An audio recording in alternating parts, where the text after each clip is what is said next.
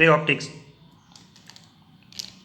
Last lecture तक हमने देखा था कि refraction, laws of refraction, and if the refractive index is a variable, that means refractive index अगर वेरिएबल होगा तो क्या प्रॉपर्टी शो करेगा और उसको हम लोग कैसे कैलकुलेट करेंगे। और हमने कुछ असाइनमेंट में क्वेश्चंस भी दिए थे। Now to solve solution of one questions. Question number 7 का सॉल्यूशन क्या होगा देखते हैं। क्वेश्चन नंबर 7 इज, उसमें क्या गिवन था कि the X and Y plane is the boundary between two transparent media. इसका मतलब क्या हो रहा है कि एक्स और वाई एक प्लेन है जो बाउंड्री है किसका, दो मीडियम का। कौन कौन सा मीडियम का? एक मीडियम है जो कि z इक्वल्स टू 0 पे होगा और एक मीडियम ग्रेटर देन 0 पे है, and the refractive index of that medium is √2, and the medium 2 with z less than 0 has refractive index √3। हमारे पास दो मीडियम है जिसका रिफ्रैक्टिव इंडेक्स √2 है और √3 है। A ray of light in the medium one given by the vector, एक ray of light है जो मीडियम 1 में आ रहा है जिसका vector equation is given, that vector equation given है, is incident on the plane of separation. Incident हो रहा है कहाँ पे? प्लेन ऑफ सेपरेशन पे। तो हमको बोल रहे हैं कि फाइंड द यूनिट वेक्टर। क्या फाइंड करना है हमको? यूनिट वेक्टर किसके along? Along the direction of refracted रे। रिफ्रैक्टेड रे के अलोंग यूनिट वेक्टर फाइंड करना है। तो इसको सॉल्व कैसे करेंगे? अप्रोच क्या होगा इसका पहले देखते हैं। इसका सॉल्यूशन अप्रोच क्या होगा देखो। फर्स्ट गिवन दैट कि एक हमारा जो बाउंड्री है उसको सेपरेट कर रहा है। तो मान ले रहे हैं कि यहाँ से हम लोग इस तरह से, तो दिस इज जेड, ये जेड एक्सिस होगा, कुछ एक्स एक्सिस इधर होगा और वाई एक्सिस कुछ इधर होगा, ऐसे इस बेसिस पे परपेंडिकुलर। एक इन यहाँ पे जेड ऊपर जा रहा हो तो दिस इज के, नीचे आ रहा हो तो क्या हो गया? माइनस के। एक लाइट रे अगर आ रहा होगा, लाइट रे इज इंसिडेंट, तो ये कौन से प्लेन में इंसिडेंट हो रहा है? एक्स एंड वाई प्लेन में। तो parallel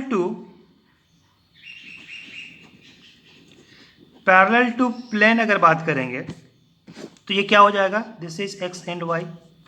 and perpendicular to plane अगर बात करेंगे तो ये क्या हो जाएगा? Z. Perpendicular to the plane क्या हो जाएगा? जेड। ऐसे करके प्लेन रखा हुआ है, लाइट यहाँ से आ रहा होगा, ऐसे करके आ रहा होगा, तो इसके पैरेलल हो गया और ये परपेंडिकुलर होगा। ये पैरेलल लाइंस होगा और ये क्या होगा? परपेंडिकुलर होगा। तो परपेंडिकुलर दैट मीन्स अगर बात करेंगे वहाँ पे एट इंसिडेंट पे, तो जो नॉर्मल हो रहा होगा, नॉर्मल यहाँ पे क्या है? के कैप। ये इंसिडेंट आ रहा होगा, incident ray. Equation of incident ray is given. Equation of incident ray given है, कितना गिवन है? 6√3 I cap plus 8√3 J cap minus 10 K cap. Okay, अब इसमें से जब देखेंगे तो एक पैरेलल की तरफ आ रहा होगा। पैरेलल कौन सा होगा? 6√3 I cap plus 8√3 J cap. ये पैरेलल की तरफ है, this is parallel to the plane. And normal की बात करेंगे तो नॉर्मल कितना हो जाएगा? -10 के। इंसिडेंट वाली बात कर रहे हैं तो नॉर्मल इज ये नॉर्मल टू द प्लेन, ये हो जाएगा -10 के। अब इसको अगर यूनिट वेक्टर में चेंज करेंगे तो this is unit vector parallel.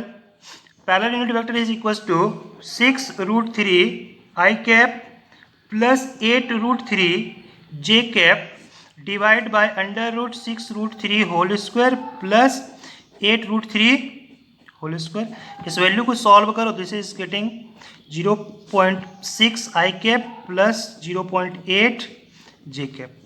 ये हमने क्यों किया? क्योंकि we require direction along parallel. Similarly, direction along perpendicular, ये कितना हो जाएगा? डायरेक्शन along perpendicular की बात करेंगे तो this divide by -10 K cap divide by 10 magnitude, तो कितना हो जाएगा -10 के कैप, ये यूनिट वेक्टर हो जाएगा, unit vector along perpendicular. Then the equation is written as, तो जो रे होगा रिफ्रैक्टेड होगा, इसका इक्वेशन क्या होगा, यूनिट बात कर रहे हैं, तो this is cos R into E कौन सा parallel plus sine R E कौन सा नॉर्मल। ये हमने देखा था लास्ट में, मतलब लास्ट लेक्चर में देखा, जैसे कि ये मान लेना कि जा रहा है reflected, this is angle R, तो यहाँ पे कौन सा कंपोनेंट होगा इसका कॉस आर, यहाँ पे क्या होगा साइन आर, ठीक है। ये मतलब एक्स पे नहीं होगा, जैसे कि इसके परपेंडिकुलर और ये होगा साइन आर, परपेंडिकुलर और पैरेलल, तो पैरेलल और परपेंडिकुलर में ये पैरेलल और परपेंडिकुलर आर आर यहाँ पे दिस इज नॉर्मल, एक मिनट, तो this is normal and this is perpendicular, okay, this is normal, ये नॉर्मल होगा और ये क्या हो जाएगा उसके परपेंडिकुलर हो गया, सॉरी पैरेलल हो गया, ये पैरेलल हो गया। तो अब जब इक्वेशन लिखेंगे हम लोग यहाँ पे, तो वैल्यू पुट करो पहले R, R angle of refraction कैसे फाइंड होगा, तो एंगल ऑफ रिफ्रैक्शन फाइंड करने के लिए सबसे पहले हम लोग क्या कर ले रहे हैं, इंसिडेंट रे पता है, इंसिडेंट रे से आ रहा होगा, ये पता है दिस इज के कैप, तो this angle can be find with the help of dot product, dot product, तो क्या हो जाएगा आई जो आ रहा होगा I dot I vector dot के वेक्टर इज इक्वल्स टू आई का मॉड इंटू के का मॉड इंटू कॉस थीटा। इस बेसिस पे जब सॉल्व करेंगे, आई का वैल्यू पता है, के का वैल्यू गिवन है, I equals to 6√3 I cap plus something something ही आई गिवन है, तो ये वैल्यू जो हो जाएगा 6√3 I cap plus 8√3 J cap minus 10 K cap dot K cap divide by √6√3 whole square plus 8√3 whole square plus 10 का whole square into 1, तो this value is equals to cos theta, तो यहाँ से थीटा का value जब calculate करेंगे this is getting 120 degree, तो ये वैल्यू कितना मिल रहा है हमको 120 degree, then this angle is equals to 60 degree. कैसे पता चला, टोटल 120 था, तो the angle of incident is equals to 180 minus 120, this is 60 degree. Angle of incident पता हो गया 60 डिग्री, तो लॉ स्नेल्स लॉ यूज करो,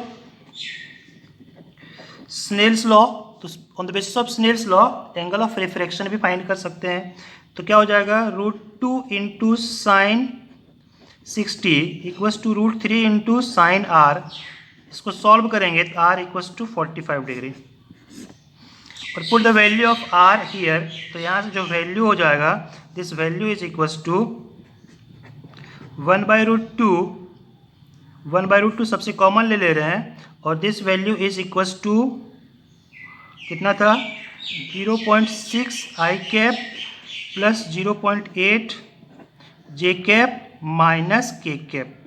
इसको देखो यहाँ पे ये वैल्यू पता है, ये √1/√2, ये भी 1/√2, दोनों कॉमन आ गया, ये वैल्यू कितना है माइनस के कैप, और ये वैल्यू कितना था 0.6 I cap plus 0.8 J cap, 0.6 I cap plus 0.8 J cap, ठीक है, दोनों वैल्यू को पुट करेंगे तो सिंपली सॉल्व करेंगे, तो दिस इज द आंसर। तो ये यहाँ से आंसर पता लग रहा है, okay, this is the solution. Now move on the next topic, Snell's law, refraction for the series of different media। मतलब यहाँ पे अगर देखते हैं तो इसको हम लोग बोल सकते हैं कि Snell's law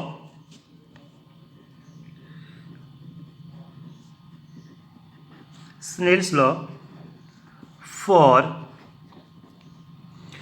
series of refracting medium,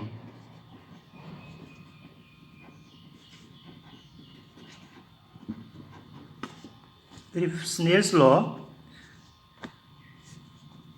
for the series of refracting medium. इसका मतलब क्या हुआ कि अगर हमारे पास बहुत सारे मीडियम है, 1 2 3,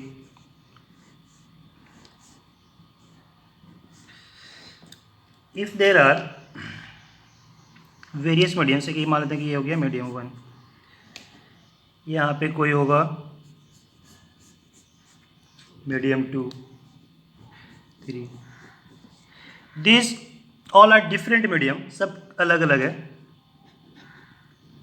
μ2 μ3 μ4 μ1 μ5। अब ये हो सकता है कि एयर से जा रहा है और बाहर क्या निकल रहा है, एयर निकल रहा है, मतलब एयर से जा रहा है और फिर कहाँ पे वो जा रहा है, एयर में। तो then in this condition μ1 equals to μ5, in this condition μ1 equals to μ5। Okay, अगर नहीं तो फिर डिफरेंट होगा, डिफरेंट हो सकता है possibility. In this case Snell's law is also applicable for all the interfaces. Snell's law जो है वो हर एक इंटरफेस के लिए एप्लीकेबल होगा। तो कैसे एप्लीकेबल होगा देखते हैं। फॉर द इंटरफेरेंस 1, इसके लिए देखो, इफ अ लाइट रे इज कमिंग, इंसिडेंट रे ये है, इंसिडेंट रे, ये क्या है, इंसिडेंट रे। ओके, अब इंसिडेंट रे यहां पे आएगा तो this makes an angle I, ये एंगल आई बना रहा है, तो this is known as angle I1। I1 is the incident angle, और ये I1 को मान ले रहे हैं हम लोग, क्या कुछ भी मान ले रहे हैं, θ1। अब ये जब लाइट इन करता तो इसको जाना था वो इधर जाता, बट मीडियम चेंज होने से ये क्या होगा, ये रिफ्रैक्ट हो जाएगा और ये कुछ यहाँ पे आएगा। अब जैसे यहाँ पे आएगा इसके सामने क्या होगा कि फिर डिफरेंट मीडियम। तो अब जो मीडियम आया, इन this medium this is I2। दूसरे मीडियम के लिए वो क्या होगा, इंसिडेंट रे का काम करेगा। और अब यहाँ पे जब ये पता चला तो इसको जाना था कहाँ पे, यहाँ जाना था, बट मीडियम चेंज हो जाएगा तो ये फिर कुछ डिफरेंट आएगा ऐसा। अब यहाँ पे आने के बाद फिर से क्या होगा, मीडियम चेंज होगा, इसको जाना था यहाँ पे, वो फिर रिफ्लेक्ट होगा। फिर यहाँ पे आने के बाद इसको जाना था कहाँ पे, यहाँ पे, दिस इज नॉर्मल, तो ये नॉर्मल से कहाँ जाएगा, अवे जाएगा। ओके, तो at every surface product of angle, ये हुआ क्या, this is the angle R बोल सकते हैं हम लोग, ये हो गया R1, ये R2, सिमिलरली यहाँ पे R3, और ये वैल्यू क्या हो गया, I3। तो at every surface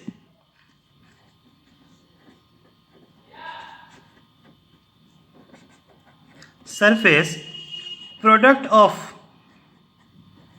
this into this remains constant. This मतलब क्या हुआ, refractive index and the sine of that angle with normal always remains constant. तो बोल सकते हैं हम लोग डायरेक्टली क्या, μ1 sine I1 equals to μ2 sine R1 is equals to μ2 sine R1। तो यहाँ से क्या कैलकुलेट होगा, R1 कैलकुलेट हो जाएगा। अब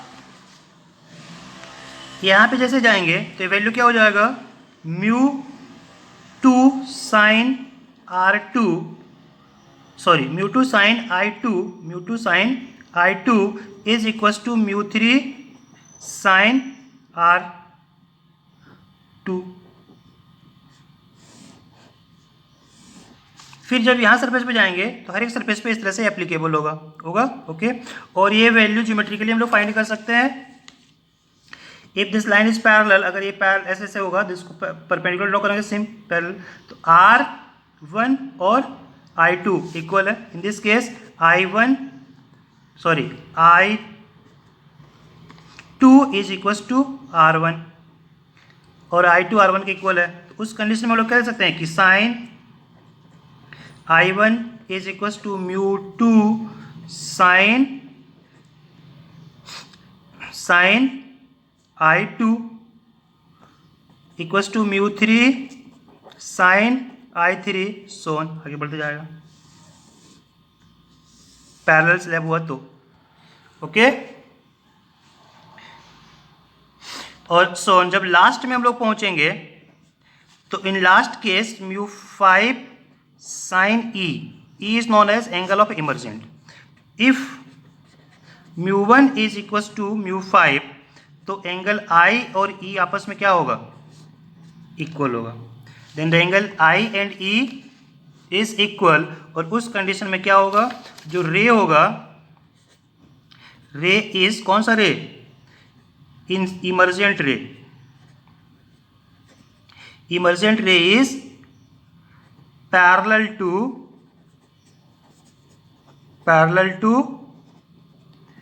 incident ray. Emergent ray is parallel to incident ray. किस केस में, जब ये पैरेलल स्लैब के थ्रू पास हो रहा होगा, ये पैरेलल है आपस में। अगर पैरेलल नहीं होगा तो फिर ये एंगल इक्वल नहीं होगा, वहाँ पे फिर वो कुछ डिफरेंट हो जाएगा, उसमें प्रॉपर्टी गिवन रहेगा, उसके बेसिस पे हम लोग कैलकुलेट कर सकते हैं। तो if number of reflecting surface बहुत अधिक होगा तब भी स्नेल्स लॉ को हम लोग अप्लाई कर सकते हैं इस बेसिस पे।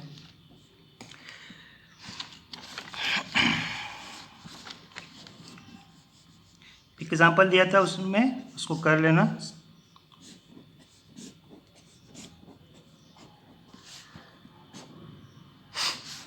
Angle of deviation,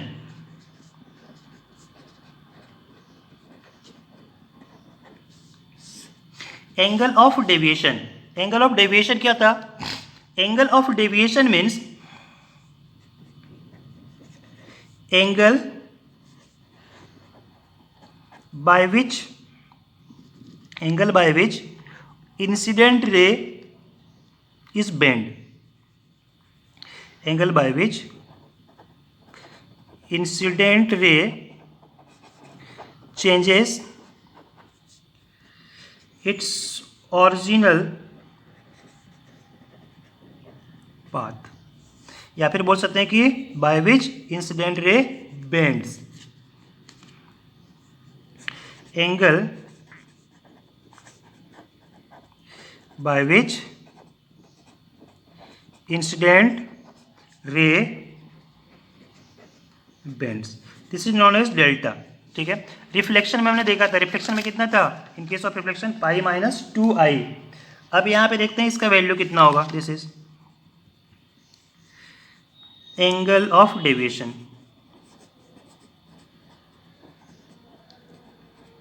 angle of deviation.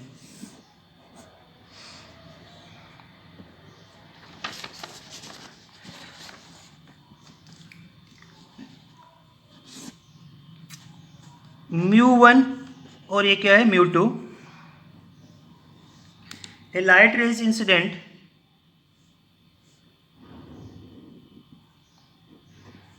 एक लाइट रे यहाँ पे इंसिडेंट हुआ, एक्चुअली ये पाथ उसका होना चाहिए था। This is the angle of incident I, angle of incident I, और यहाँ से वो बेंड होके गया, this is angle of refraction R, angle of refraction R. तो स्नेल्स लॉ से क्या पता चला, mu one into sine I equals to mu two into sine R, then R is equals to mu one by mu two sine I, sin r equals to, then the value of r is given as, then the value of r is given as sin inverse, then the value of r is given as, r का value क्या हो जाएगा, r is equals to sin inverse mu one by mu two into sine I, mu one by mu two into sine I, okay, mu one by mu two into sine I, ये value क्या आ गया, R हो गया। We have to find the deviation, हमको deviation बताना है। Deviation मतलब अपने ओरिजिनल पाथ से वो कितना बेंड किया, this is the deviation delta. Then delta is equals to, अगर ये एंगल आई था तो ये एंगल भी क्या होता, आई होता। Delta is equals to I minus I minus R, delta is equal to I minus R. I क्या है? I is angle of incident, I minus R. अब दैट डिपेंड्स ऑन कि ये मीडियम कहाँ पे जा रहा होगा, दैट मीन्स इसको हम लोग क्या कर दे रहे हैं, मॉड में ले रहे हैं। क्यों मॉड में लिए? बिकॉज कभी आर बड़ा भी हो सकता है, कभी आर छोटा भी हो सकता है, दैट डिपेंड्स ऑन मीडियम। तो डेविएशन का जो वैल्यू होगा that is the magnitude of angle of deviation is I minus R. I का वैल्यू पता है, R is equal to sine inverse mu one by mu two sine I, this is delta, this is delta. तो delta is equal to क्या हो जाएगा, delta is equal to हो जाएगा I minus sine inverse mu one by mu two into sine I. It is not a straight line, तो ये क्या हो जाएगा, नॉट ए स्ट्रेट लाइन। तो ये वेरिएशन स्ट्रेट लाइन नहीं है, तो ये वेरिएशन कैसा होगा, कुछ कर्व टाइप का वेरिएशन होगा। तो इसका जो ग्राफ होगा, तो ग्राफ बिटवीन डेविएशन, तो डेविएशन और एंगल ऑफ इंसिडेंट का जो ग्राफ होगा दिस इज, देखो if I is equal to zero, in this case delta is also zero. तो ये कुछ ग्राफ कुछ ऐसे बढ़ेगा होगा।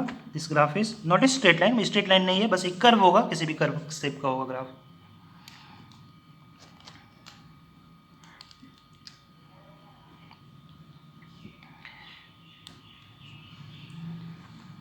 एंगल ऑफ डेविएशन,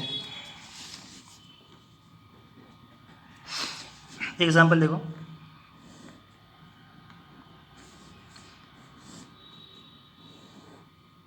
एक ग्लास स्लैब है, रिफ्रैक्टिव इंडेक्स √3, और यहाँ से लाइट आ रहा था, कितने पे आ रहा है, 60 डिग्री पे। तो अब बोल रहा है कि find the angle of deviation. तो सबसे पहले क्या करेंगे, एयर था तो 1 हो जाएगा, इंसिडेंट रे को आना था इधर, और ये बेंड करेगा, कुछ इधर आएगा। इन दिस केस आर को फाइंड कर लो, तो आर का वैल्यू क्या हो जाएगा, mu into sine I equals to mu into sine R, mu one mu two. 1 तो साइन आई का वैल्यू 60 है, 60 मतलब √3/2 equals to √3 into sine R, cancel. तो आर का वैल्यू कितना हो जाएगा, 30 डिग्री। तो ये वैल्यू कितना है, 30 degree. In this case delta is equal to 60 minus 30, यहाँ पे तो कितना हो रहा है, 30 डिग्री। ओके, तो इस तरह से हम लोग डेविएशन फाइंड कर सकते हैं, एंगल ऑफ डेविएशन।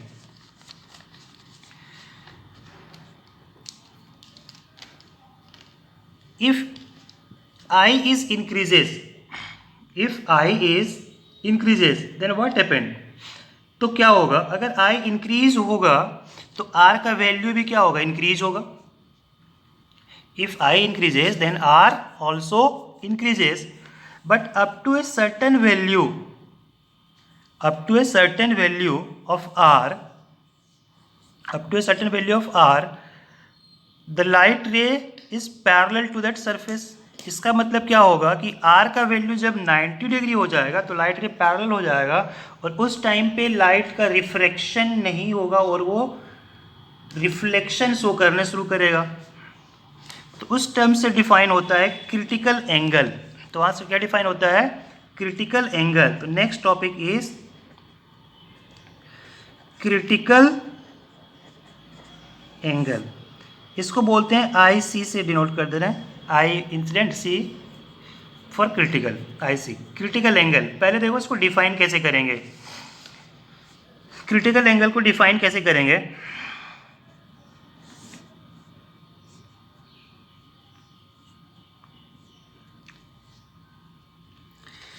एक इंटरफेस जो मीडियम को सेपरेट कर रहा है, जैसे जब मीडियम और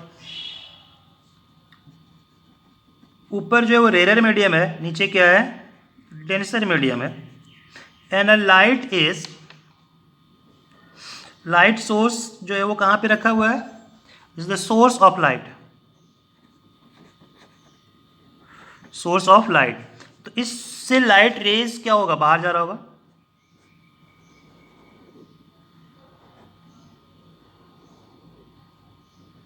लाइट रे क्या हो रहा होगा, बाहर जा रहा होगा। At a particular angle of incident, at a particular angle of incident I, light ray is coming from denser to rarer medium। Light रे कहाँ से कहाँ जा रहा है, डेंसर टू रेयर मीडियम जा रहा है। In this case light is bending away from the normal. तो ये क्या है, नॉर्मल है। Light traveling from denser to rarer medium, in this case light is bent away from the normal। तो normal से वो क्या होगा, अवे की तरफ बेंड होगा। It bends away from the normal, this is R, okay, this is R. और ये क्या है, आई। तो हम लोग बोल सकते हैं क्या, स्नेल्स लॉ म्यू, इसको बोल दे रहे हैं दिस इज म्यू 2 और ये है म्यू वन एयर मान लेंगे 1 हो जाएगा और ये वैल्यू कुछ म्यू हो जाएगा, ठीक, ओके। तो म्यू 2 इंटू साइन आई, लाइट कहाँ से आ रहा है, म्यू 2 से आ रहा है। Mu 2 into sine I is equals to mu 1 into sine R, mu 1 into sine R, ये स्नेल्स लॉ बता रहा है। अब इसको देखो, तो इन दिस केस साइन आई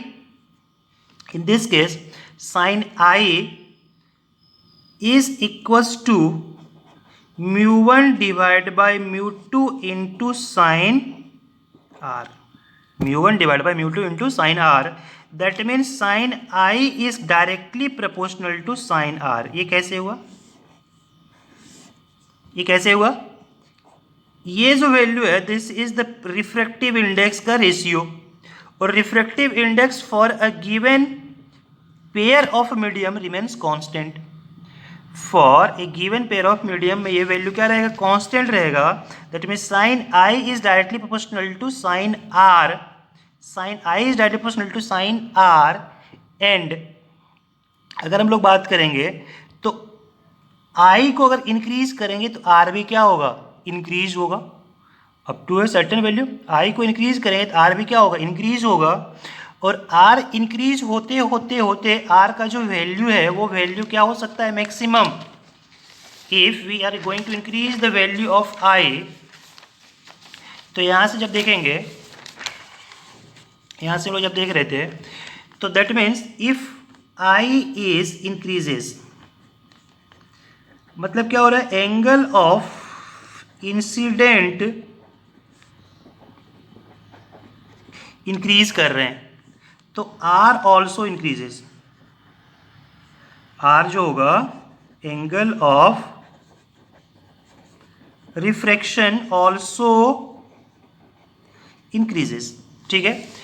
अब देखो आर, तो at a particular value, particular value of I, at a particular value of I, R becomes 90 degree।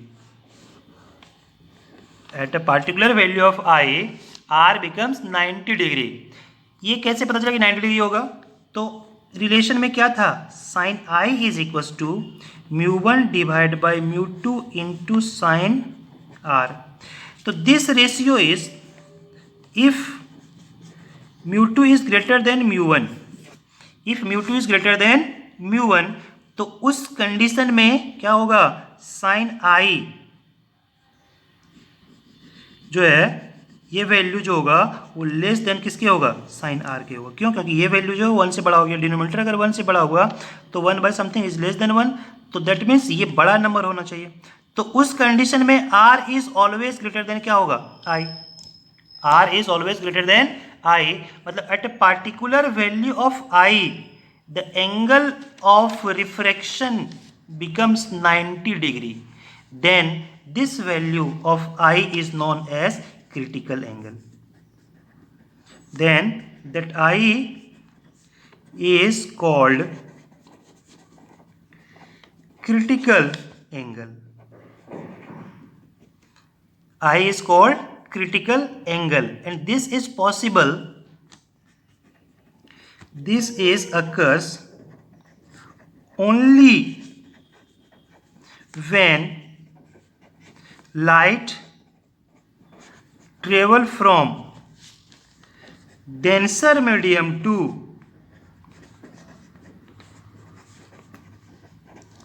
rarer medium. This occurs only when light travels from denser medium to rarer medium. Denser से rare जब जाएगा तभी ये possible है, नहीं तो possible नहीं है। क्यों नहीं है? क्योंकि देखो अब अगर उल्टा कंडीशन हो जाएगा, उस कंडीशन को भी देख लेते हैं। अब इफ़ μ2 इज़ ग्रेटर देन μ1, अगर μ2 क्या है, μ1 से बड़ा है, तो हम लोग देख लिए थे ये वैल्यू था।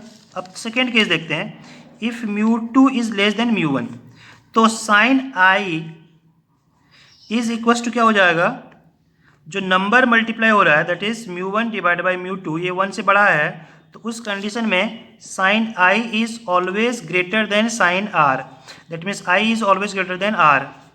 तो if light is coming from rare to denser, तो पहले ही आई 90 हो जाएगा। तो if light coming from rare to denser, its angle of incident becomes 90 degree and R is less than 90 degree। तो R उस टाइम पे क्या होगा, 90 से छोटा ही रह जाएगा, ये 90 डिग्री होगा। तो ठीक है, तो उस कंडीशन पे क्या होगा, रिफ्रैक्शन ही होगा, रिफ्लेक्शन नहीं होगा। देखो इसको ऐसे भी देख सकते हैं, अगर हम लोग क्या कर रहे थे, यहां पे जा रहे हैं, तो ये वैल्यू अगर क्या होगा, डेंसर होगा और ये रेयर होगा, तो लाइट क्या होगा, आगे जाएगा ना। तो ये वैल्यू बढ़ाएंगे तो और आगे जाएगा, ये वैल्यू बढ़ाएंगे तो और आगे जाएगा, तो फाइनली वहां पे जाएगा। लेकिन आप उल्टा देख लो, अगर ये क्या है, रेयर है और ये क्या है, डेंसर है,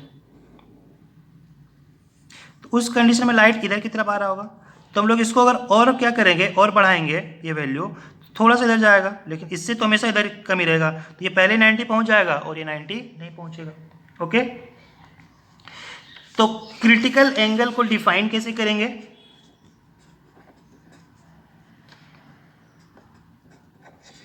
critical angle is defined when light travel from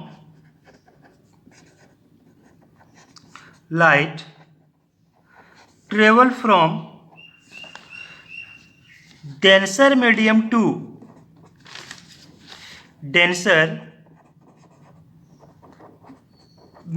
to rarer medium and its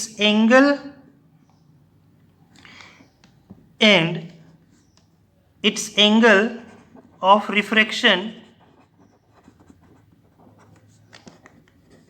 become 90 degree for a particular value of angle of incident, for a particular value of angle of incident,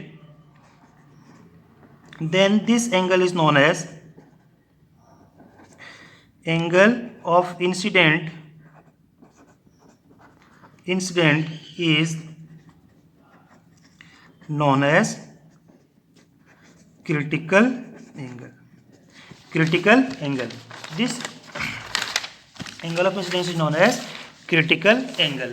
okay, तो यहाँ पे देखो, तो same चीज़ यहाँ पे क्या हो रहा होगा। तो अब इस आई को हम लोग क्या कर रहे थे, बढ़ा रहे थे, तो अब ये आई थोड़ा सा अगर बढ़ेगा, इस आई को हम लोग क्या कर रहे हैं, अब इंक्रीज कर रहे हैं, यहाँ पे रख के ऐसे करके इंक्रीज करा रहे होंगे, तो ये आई इंक्रीज होगा, तो अब उसके लिए लाइट रे कहाँ पे जाएगा, ये जो हो जाएगा आर इक्वल्स टू क्या हो जाएगा इसके लिए 90 degree, then this I is known as I C. उस आई को हम लोग क्या बोलेंगे, आई सी। आई सी मतलब क्या हो जाएगा, एंगल ऑफ क्रिटिकल, या क्रिटिकल एंगल। देखो क्रिटिकल का मतलब क्या होता है, आर या पार, बाउंड्री लाइन को बोल रहे हैं क्रिटिकल। तो अब यहाँ पे अगर देखेंगे तो इन दिस केस देखो, तो जो लाइट आया हुआ नॉर्मल है,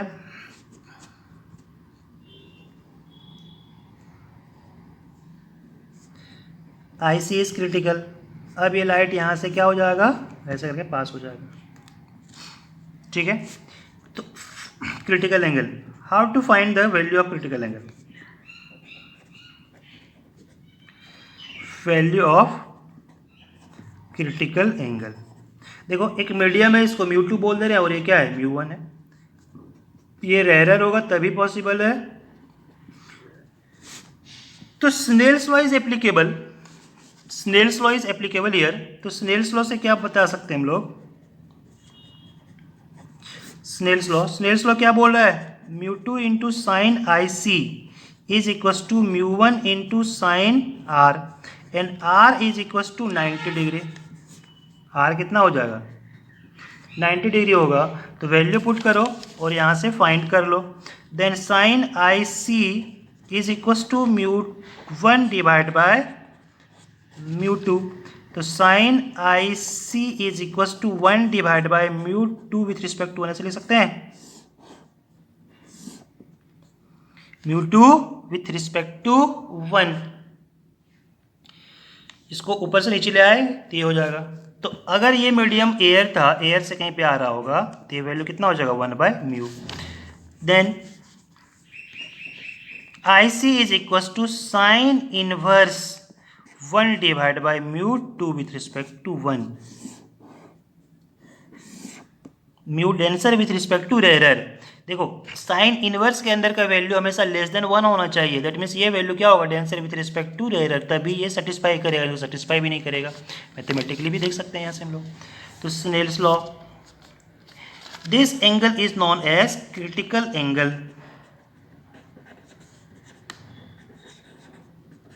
critical angle, okay. Critical angle को यहाँ से हम लोग डिफाइन करेंगे। अब देखो अगर क्रिटिकल एंगल यहाँ से पता है, इन दैट केस ये वैल्यू कितना हो जाएगा, 90। अब उस केस में जो डेविएशन होगा, द डेविएशन इज ये वैल्यू क्या था, आई, तो ये वैल्यू हो जाएगा आई। तो डेविएशन फॉर क्रिटिकल, यहाँ पे देखो, तो angle of deviation, angle of deviation कब होगा, when I is equal to I C, जब क्रिटिकल एंगल होगा। तो delta is equal to, delta critical की बात कर रहे हैं, delta critical is equal to pi by 2 minus I. ये आई था और pi by 2, that is equal to pi by 2 minus I,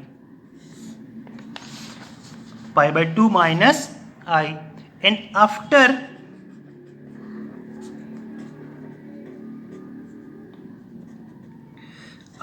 critical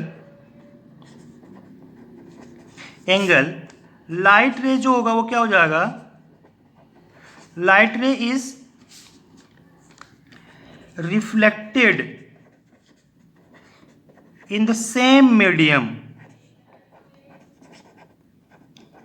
जैसे क्रिटिकल एंगल से बड़ा होगा तो लाइट रे क्या होगा, रिफ्लेक्ट कर जाएगा सेम मीडियम में, तो वहां पे रिफ्लेक्शन फिनोमिना अकर्स हो जाएगा। Then the phenomena of refraction occurs,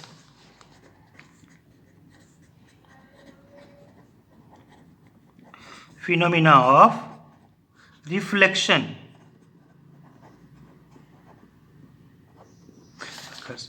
इसका मतलब ये हुआ कि जैसे लाइट यहाँ से आ रहा था, तो अब ये एंगल क्रिटिकल एंगल से बड़ा होगा तो ये रिफ्लेक्ट कर जाएगा। If the angle of incidence is more than critical angle, तो ये क्या करेगा, रिफ्लेक्ट कर जाएगा। तो रिफ्लेक्शन जब हो रहा होगा तो ये क्या हो रहा होगा, लॉ ऑफ रिफ्लेक्शन को वैलिड होगा।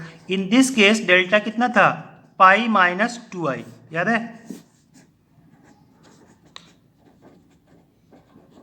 This is for reflection. In this case angle of deviation is equal to pi minus 2i. Reflection phenomena दिखा रहा है. तो जो ग्राफ हमने बनाया था, इस ग्राफ को अगर कंप्लीट करना चाहेंगे, उस ग्राफ को अगर कंप्लीट करेंगे तो कैसे ग्राफ बना था? This graph is yes here. तो ये वैल्यू क्या होगा? Up to a certain value यहाँ पे. तो ये वैल्यू कब होगा? When i is equal to I C, then this delta is equal to pi by 2 minus I. Delta is equal to pi by 2 minus I. अब जैसे आई सी से बड़ा होगा तो ये क्या फॉलो करेगा? अगर ये आई सी से बड़ा हो गया देन इट, अगर ये आई सी से बड़ा होगा उस टाइम पे ये क्या हो जाएगा?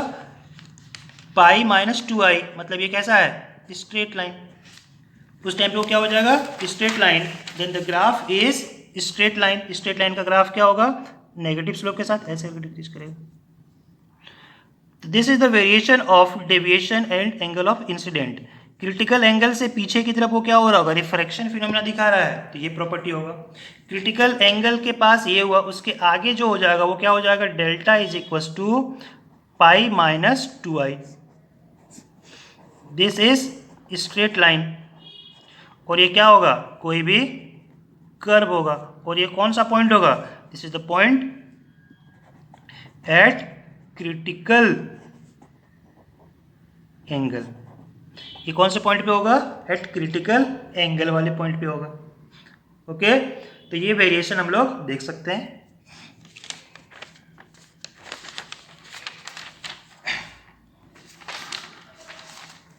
एक न्यूमेरिकल करते हैं इस पे, क्रिटिकल एंगल पे.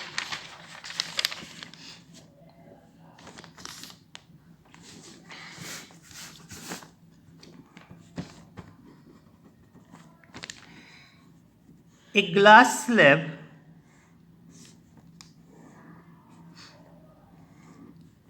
is separated by two different material. दो डिफरेंट मटेरियल से ये है. दिस इज √2 और ये वैल्यू है √3. ये वैल्यू क्या है? √3. तो light is coming from medium 2 और यहाँ से ये लाइट ऐसे आ रहा होगा. तो बोल रहा है कि what is the critical angle at this surface to light reflect in this medium. ये मीडियम 2 है, ये मीडियम 1 है. तो बोल रहा है क्रिटिकल एंगल बताओ. यहाँ पे critical angle for medium 2. Medium 2 के लिए क्रिटिकल एंगल कैसे फाइंड करेंगे? तो for critical angle I is equal to I C and R is equal to 90 degree. R is equal to 90 degree. Apply करो. तो √3 into sine I C is equal to √2 into sine 90. तो sine I C is equal to √2 by √3. This is equal to √2 by 3. Then I C is equal to sine inverse under √2 by 3. ये value हो जाएगा. This is the angle of critical angle. Sorry, ये critical angle होगा.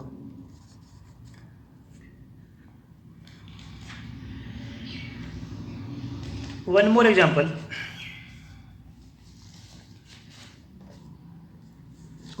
Example. देखो.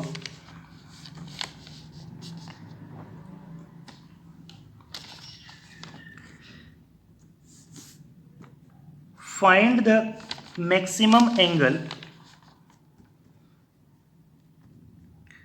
Question: find the angle of refraction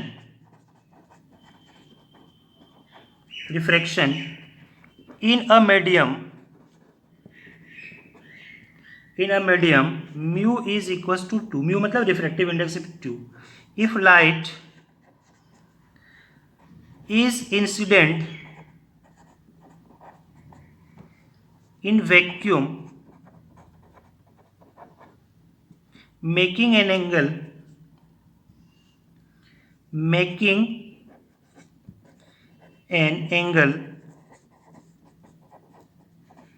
twice of the critical angle. Find the angle of refraction in a medium mu दिया हुआ है medium का, जैसे कि यहाँ पे क्या होगा, एक मीडियम होगा, इसका म्यू कितना है 2 दिया हुआ है.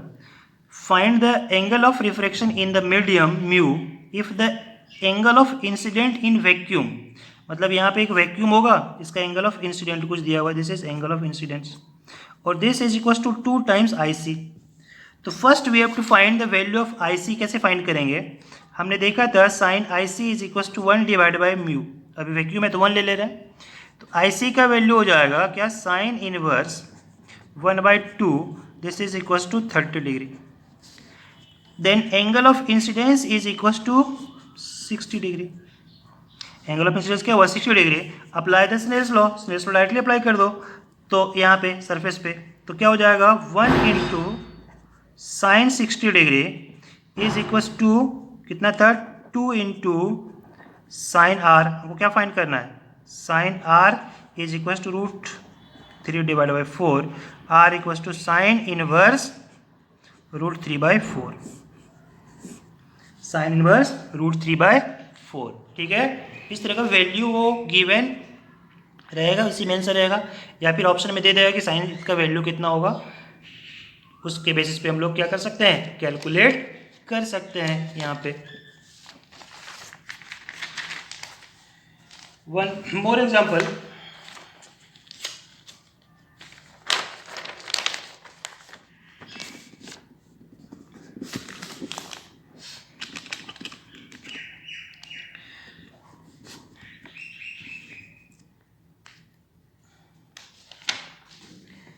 A slab of refractive index mu, question है, a slab of refractive index mu is placed in air. A slab of refractive index mu is placed in air and light is incident at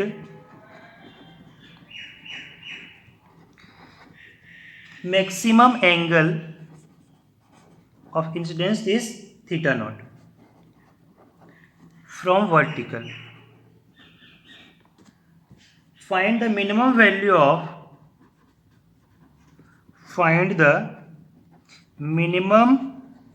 value of mu for which total internal reflection take place.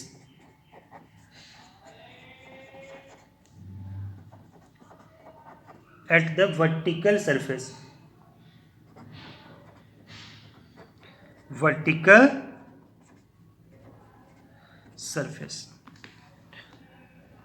Total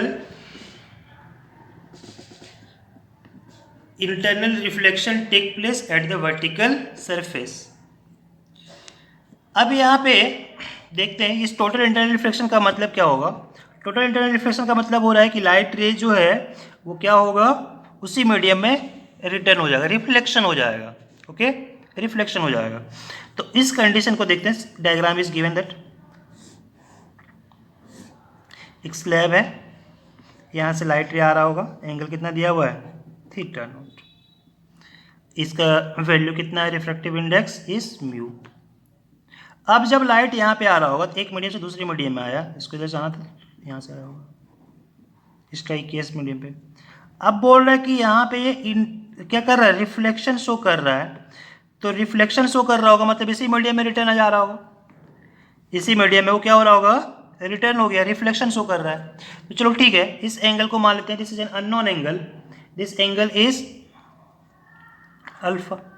तो angle of incident और reflection क्या होगा? Alpha alpha. ये 90 हो गया, then this angle is the angle, ये कितना हो जाएगा?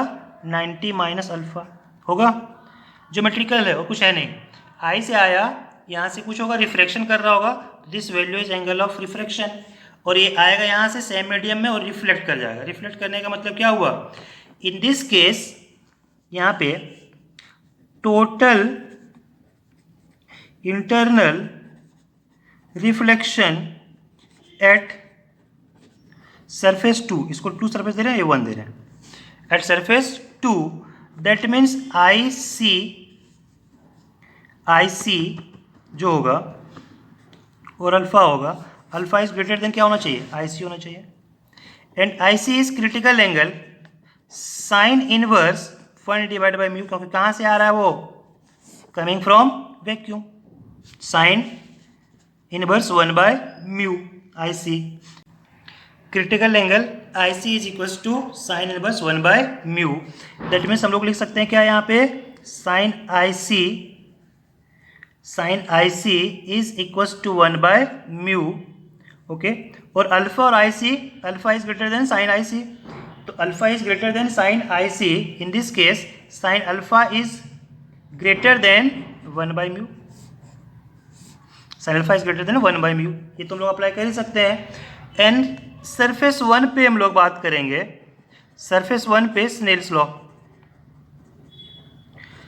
सरफेस 1 पे स्नेल्स लॉ यूज करो। स्नेल्स लॉ क्या बता रहा था? 1 into sine theta naught is equal to mu into sine R. And R is given as, R का वैल्यू हमने कैलकुलेट किया था, कितना था? 90 minus R is equal to 90 minus alpha. R is equal to 90 minus alpha.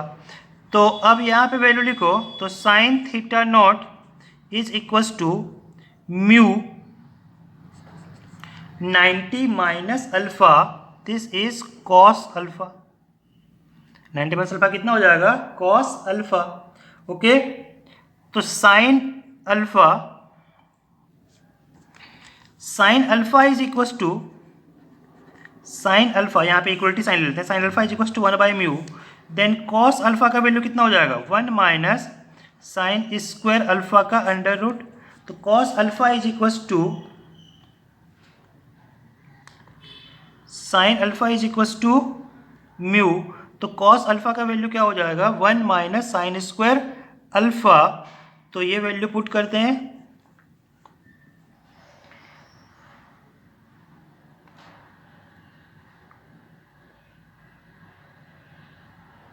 Value put करो यहाँ पे, तो 1 माइनस 1 डिवाइड बाई म्यू का होल स्क्वायर का under root, this is equal to mu square minus 1 divide by mu. ये किसके equal है? This is equal to cos alpha. तो कॉस अल्फा का वैल्यू जब पुट करेंगे लाके इस इक्वेशन में, तो from this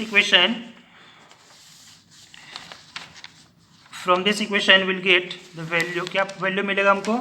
sign theta naught is equal to mu into under root mu square minus 1 divide by mu. Mu से mu cancel, squaring both side, तो क्या पता चला?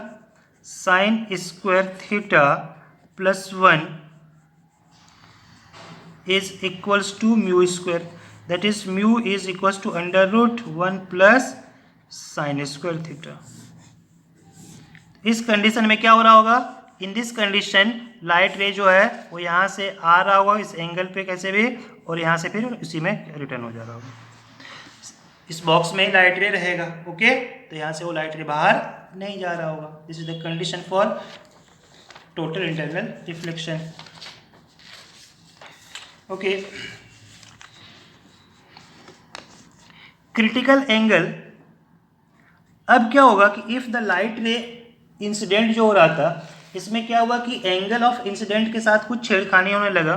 इसका मतलब if the angle of incidence is greater then, ये था, और angle of incidence is greater than critical angle. Critical angle एक फाइनली डिफाइन हो गया, क्रिटिकल एंगल यहाँ पे है। इस कंडीशन के लिए लाइट रे ऐसे जा रहा होगा, दिस इज आई सी, ये डिफाइन हो गया। अब क्या होगा कि जो लाइट रे अब भेजा गया, इन this case the angle is more than critical angle. अब जो होगा, if angle of incidence is greater than critical angle, in this case light रे जो है वो उसी मीडियम में रिफ्लेक्ट हो जा रहा है, उसी मीडियम में वो क्या हो जाएगा, रिफ्लेक्ट हो जाएगा, और वो लॉ ऑफ रिफ्लेक्शन को फॉलो करेगा। तो ये आई हो जाएगा और ये भी क्या है, आई है। ये लॉ ऑफ रिफ्लेक्शन को क्या करेगा, फॉलो करेगा, और वो सेम मीडियम में बाउंस बैक हो जाएगा, उसी मीडियम में वो क्या हो जाएगा, रिटर्न हो जाएगा। And this phenomena is known as reflection. तो ये क्या हो रहा है, रिफ्लेक्शन हो रहा है। तो जो लाइट गया वो लाइट यहां से बाहर नहीं जा रहा होगा। तो this phenomena is known as total internal reflection. This phenomena is known as total internal reflection, TIR। और ये अकर्स कब होगा, when light is travelling from denser to rare. अब फिर यहाँ पे क्रिटिकल से बड़ा होना चाहिए, तो क्रिटिकल का कंडीशन कब होगा, denser to rare,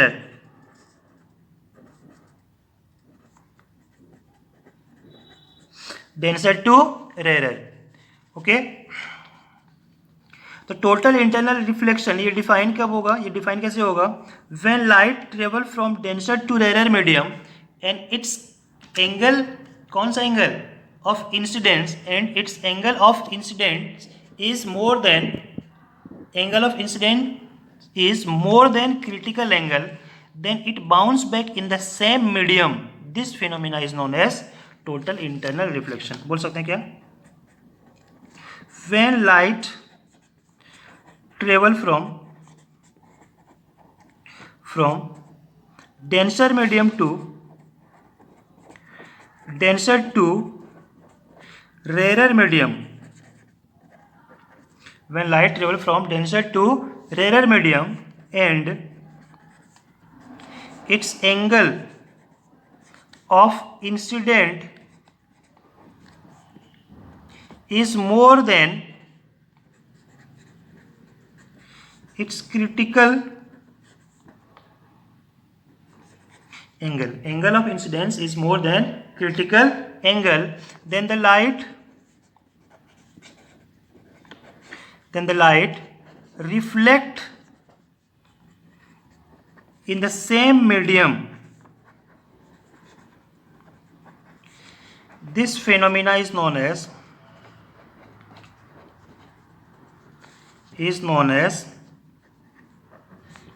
total internal reflection. This phenomena is known as total internal reflection. Okay, TIR. This occurs, ये कब होगा, जब लाइट ट्रेवल कहाँ से कहाँ कर रहा होगा, denser to rare medium. Condition जरूरी है, कंडीशन है इसके लिए, condition for TIR, travel from denser to rare, travel from denser to rare. इसका बहुत सारा एप्लीकेशन है ऑप्टिकल फाइबर में सिग्नल भेजने के लिए। In case of optical fibre, अगर सिग्नल हम लोग भेजेंगे, सेंड करेंगे, तो ऑप्टिकल सिग्नल को सेंड करने के लिए ऑप्टिकल फाइबर में इसका एप्लीकेशन होता है। किसका एप्लीकेशन, टोटल इंटरनल रिफ्लेक्शन का एप्लीकेशन होता है। ये कैसे होगा, देखो, in case of optical fibre अगर देखेंगे तो optical fibre is made up of material, इस पर कोट किया जाता है, ऊपर में एक मटेरियल कोट कर देंगे ऐसे करके, और यहाँ पे क्या हो रहा होगा कि सिग्नल इंसिडेंट आया, एक सिग्नल के फॉर्म में लाइट वेव को हम लोग यहाँ पे ही किए, तो ये सिग्नल क्या होगा, यहाँ से आएगा, इंसिडेंट होगा, और इंसिडेंट होने के बाद if the angle of incidence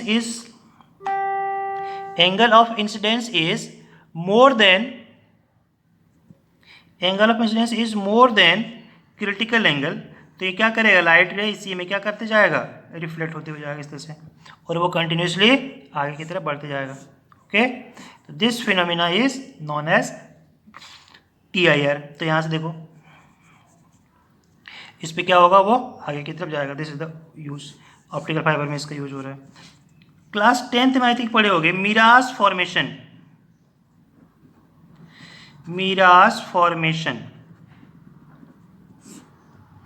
Miraj formation में क्या है, मिराज फॉर्मेशन में जैसे होता है कि हम लोग रोड पे जब चलते हैं, तो रोड पे जब जाते हैं कहाँ पे, समर में रोड पे, या फिर थौर रेगिस्तान में, थार में चले जाओ, कहीं पे भी सैंड वाला पूरा इलाका है वहाँ पे, डेजर्ट इलाके में, तो क्या होगा कि यहाँ पे लाइट रोड पे जो है किसी भी ऑब्जेक्ट का इमेज यहाँ पे दिखता है हम लोग को, और ये जो है वो किसके फॉर्म में दिखता है, पॉन्ड के फॉर्म में। लगता है कि बाहर आगे पानी है, रोड हाईवे पे जाओ तो लगेगा कि सामने पानी है, लेकिन एक्चुअली जब वहाँ पहुँचेंगे तो फिर वो कुछ आगे बढ़ जाएगा। तो दिस अकर्स, ये क्यों होता है, क्योंकि देखो अगर हम लोग देखेंगे तो टेम्परेचर ऑफ अर्थ, टेम्परेचर जो होगा वो क्या होगा, यहाँ पे अधिक होगा, और जैसे जैसे ऊपर बढ़ेंगे टेम्परेचर क्या होगा, कम होगा। तो टेम्परेचर बढ़ने से क्या हो रहा है कि जो मीडियम है, मीडियम डिफर कर जा रहा है, एयर का डेंसिटी कम होगा फिर ऊपर अधिक होगा, तो एयर जो है डेंसर और रेयर की तरह बिहेव कर रहा होगा, तो air x S different medium. तो जो लाइट रे कमिंग है कहाँ से आ रहा है, डेंसर से आ रहा है, ऊपर टेम्परेचर कम होगा तो डेंसर होगा, डेंसर से आ रहा होगा रेयर की तरफ, तो ये उस मीडियम में नहीं आ पाएगा, वहाँ से क्या होगा, रिटर्न हो जाएगा, उसी मीडियम में रिफ्लेक्शन हो जाएगा। तो देखने वाला पर्सन जो था उसको लग रहा है कि वो कहीं से आ रहा है इधर से, क्योंकि light always travel in straight line, जिसको स्ट्रेट लाइन पाथ में ऑब्जर्व हो रहा होगा, तो ये कुछ यहाँ पे दिख रहा है।